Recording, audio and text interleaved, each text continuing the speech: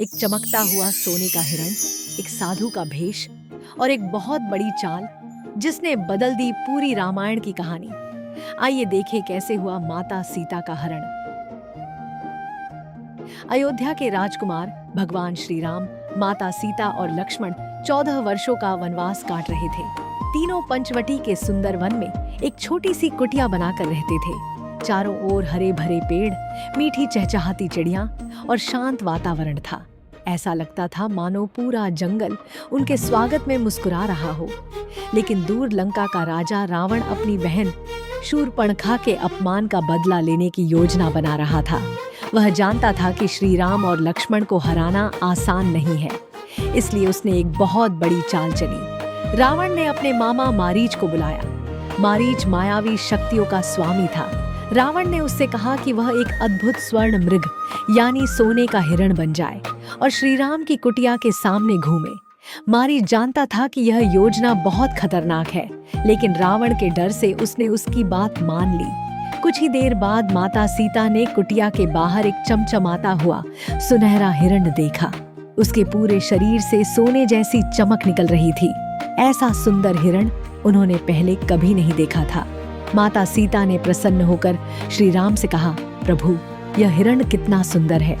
यदि संभव हो तो इसे पकड़कर हमारे साथ ले आइए। श्री राम मुस्कुराए। उन्हें लगा कि इस हिरण में कुछ रहस्य अवश्य है।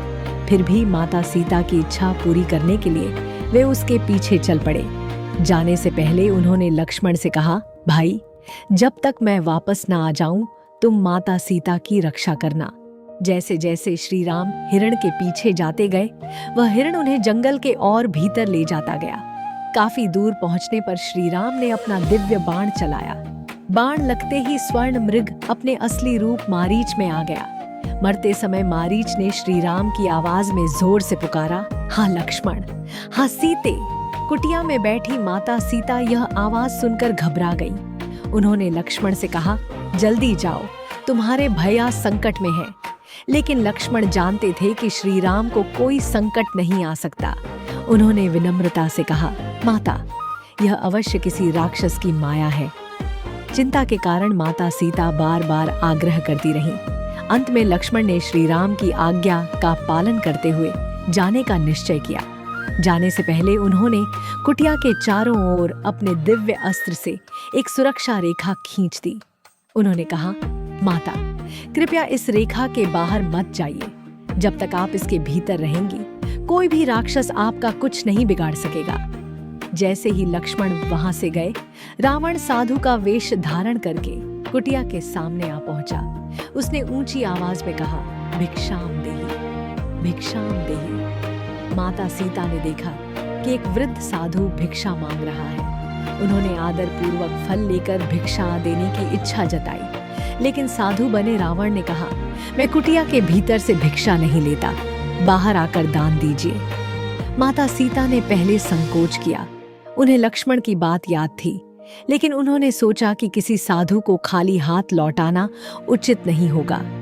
जैसे ही उन्होंने लक्ष्मण रेखा पार की, उसी क्षण रावण अपने असली विशाल और भयानक रूप में प्रकट हो गया। उसके 10 सिर और 20 भुजाएं देखकर पूरा जंगल कांप उठा। रावण ने माता सीता का बलपूर्वक हरण कर लिया और उन्हें अपने पुष्पक विमान में बैठाकर आकाश मार्ग से लंका की ओर ले जाने लगा। माता सीता लगातार श्री राम और लक्ष्मण को पुकारती रहीं। रास्ते में उन्होंने अपने आभूषण नीचे गिराए ताकि श्री राम उन्हें खोज सके।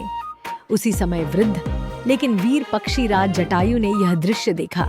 उन्होंने रावण को रोकते हुए कहा, अधर्मी, माता सीता को तुरंत छोड़ दो।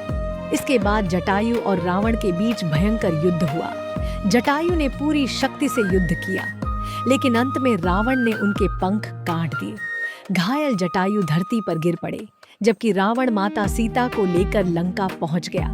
कुछ समय बाद जब श्री राम और लक्ष्मण लौटे तो कुटिया खाली थी। उन्होंने माता सीता को हर जगह खोजा।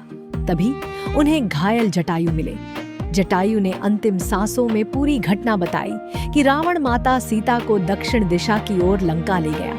यह सुनकर श्री राम ने जटायु को अपने पिता के समान सम्मान दिया और उनका अंतिम संस्कार स्वयं किया। इसके बाद उन्होंने माता सीता को वापस लाने का संकल्प लिया। यही संकल्प आगे चलकर भगवान हनुमान, सुग्रीव की वानर सेना और लंका विजय का कारण बना। क्या आप जानते हैं, आगे की कहानी में भगवान हनुमान समुद्र पार करके लंका पहुंचते हैं और पूरी दुनिया को अपनी अद्भुत भक्ति और पराक्रम का परिचय देते हैं।